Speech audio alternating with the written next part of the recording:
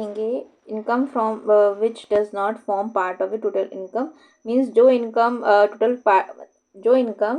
Total income का part नहीं बनती है, जो कि एग्जेम्प्टेड है, उसको हम लोग बोलते दिया गया है सेक्शन 10 में, उसको हम लोग एग्जेम्प्ट इनकम भी बोलते हैं।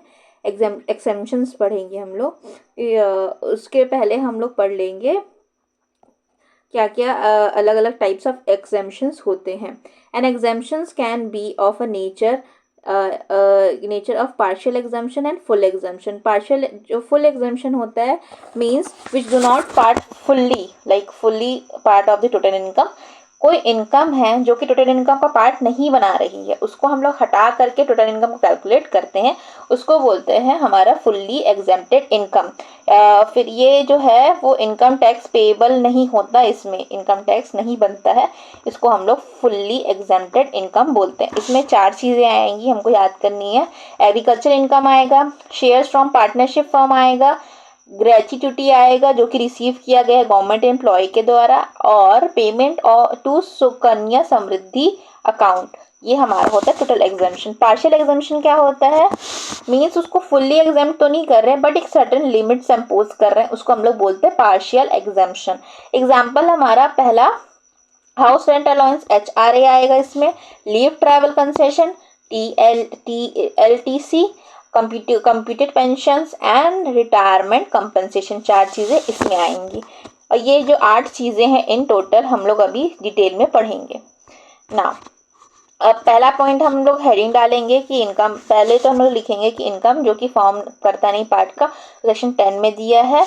ठीक है, एग्जेम्प्टेड इनकम मीन्स जो टोटल इनकम का पार्ट नहीं बनाते हैं उसको एग्जेम्प्ट किया गया है, ये हम लोग इंट्रोडक्शन में डाल देंगे। तो उसके बाद हम लोग बोलेंगे टाइप्स ऑफ एग्जाम्पशंस प्रोवाइडेड, तो ये 2 तरह का एग्जाम्पशन है, उसको हम लोग लिखेंगे।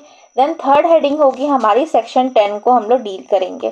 सेक्शन 10 में सबसे पहली हेडिंग डालेंगे हम लोग the following income is exempted from total income of the previous year. हमेशा हम लोग प्रीवियस ईयर का ही टोटल इनकम को कैलकुलेट करते हैं और उसी पे ही टैक्स लगाया जाता है किसी भी पर्सन का, एनी पर्सन। तो पहला है एग्रीकल्चर इनकम जो कि हम लोग सेक्शन 10 के 1 में दिया गया है, हम लोग ऑलरेडी डील कर चुके हैं, उसको थोड़े से हम लोग 1-2 पेजेस में डील कर लेंगे इसको। फिर दूसरा इनकम है income amount accepted from the income of a Hindu undivided family by individual who is the member of HUF। कोई भी मेंबर अगर हिंदू अनडिवाइडेड फैमिली का है और वो उस फैमिली का जो टोटल इनकम है उसमें से कुछ अगर इनकम प्राप्त करता है, when a member of Hindu undivided family receive his share of family income का शेयर लेता है, उसको हम लोग फुल्ली एग्जेम्प्ट करते हैं। ठीक है, उसके बाद कोई पर्सनल अर्निंग हो रही है किसी भी व्यक्ति की, वो एग्जाम्प्ट नहीं किया जाएगा। फिर सेकेंड पॉइंट है हमारा ये shares of profit of A firm receive by it's partner. कोई भी पार्टनर अगर शेयर अपना रिसीव कर रहा है वो भी हमारा एग्जेम्प्टेड है। एनी अदर टाइप्स ऑफ रिमरेशन और इंटरेस्ट अगर उसको मिलता है तो उसमें एग्जाम्पशन नहीं लगा है। फिर LTC leave travel concession section 10 के 5 में दिया गया है। इसकी क्या रहता है कि जितने भी सैलरीड एम्प्लॉयज होते हैं उनको डोमेस्टिक ट्रैवल करने के लिए एक्सपेंसेस दिया जाता है उनके एम्प्लॉयर के द्वारा, ये जो है वो एग्जेम्प्ट किए गए हैं। ठीक है, कैन बी नेचर ऑफ ये, अच्छा ओके, ये हम लोग ऑलरेडी पढ़ चुके हैं।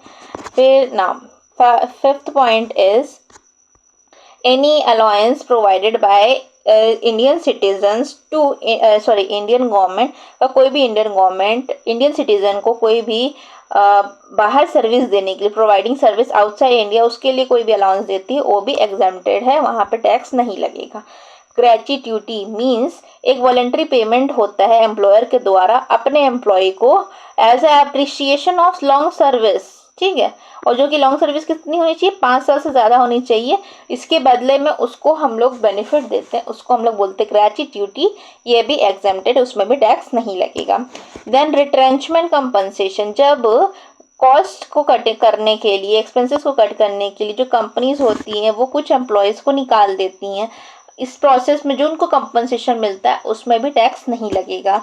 Now compensation for the Bhopal gas leak, Bhopal gas leak जो है वहाँ पे किसी व्यक्ति को कंपनसेशन देना रहेगा और उसमें वो कंपनसेशन दिया गया होगा, उसमें भी टैक्स नहीं लगता है। Compensation on account of any disaster, कोई भी नेचुरल डिजास्टर हो, किसी तरह का डिजास्टर हो और उसके लिए उसको बेनिफिट कंपनसेशन मिल रहा है for remuneration, that is also not included in the total income, that is exempted as provided in Income Tax Act 1961.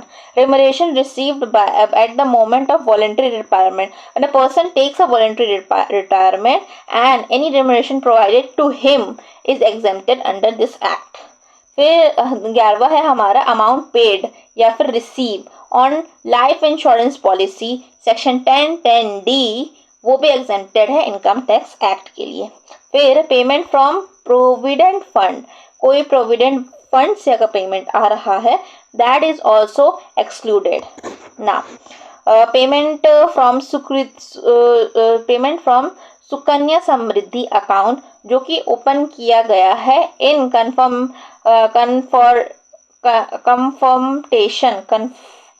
कन्फर्मेटेशन with Sukanya Samriddhi account. Sukanya Samriddhi account open करने के बाद जो भी पेमेंट उसमें किए गए हैं वो भी एग्जेम्प्टेड है। नेशनल पेमेंट सिस्टम ट्रस्ट में पेमेंट किए गए वो भी एग्जेम्प्टेड है। हाउस रेंटल अलाउंस में दिए गए हैं वो भी एग्जेम्प्टेड है। एजुकेशनल स्कॉलरशिप में अगर कुछ मिलता है वो भी एक्सक्लूडेड है फ्रॉम द इनकम टैक्स।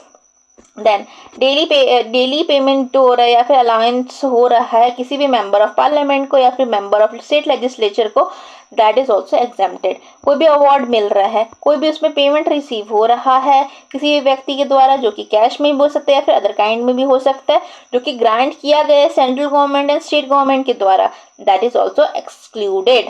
फिर family pension received by the family member, किसी को फैमिली मेंबर को फैमिली पेंशन मिल रहा है और आर्म्ड फोर्सेस का जो कि इंक्लूडेड है पैरामिलिट्री फोर्सेस में वो भी एग्जेम्प्टेड है। Income from registered mutual fund वो भी एक्सक्लूडेड है। Income from registered trade union that is also excluded।